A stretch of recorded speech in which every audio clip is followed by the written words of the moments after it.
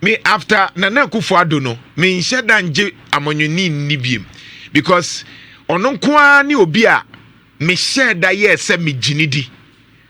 ope politician apart from Kufuor me ka say baby adru die Nana Akufo-Addo is the last hope na if you hono pa me we amanyoni na wodi so me John Mahama me de mani na ehwe ne keke me de mani na ehwe no me nhyɛ da nje ni ndi bebre sa oye nneoma bi a obefa ne se oye ade comparatively as wasua ade ohwe John Mahama 1 ene John Mahama 2 ya won se difference wom wasua ade but ye mu bi de ye de ani ne ehwe ne saa because de bia me ka se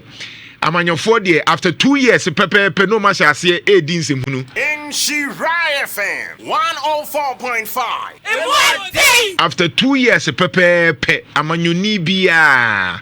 2 years omuba say ya na ejinejine mu kama no mo ya ade especially IMF wo mu kra de a on say IMF de ma okwan ma anko yi anyoma bi but right after 2 years pepe na amanyoni no wahya ase edi nsemhunu because obonsa afi na economy no emu agina kakra na emu ye kakra saa nete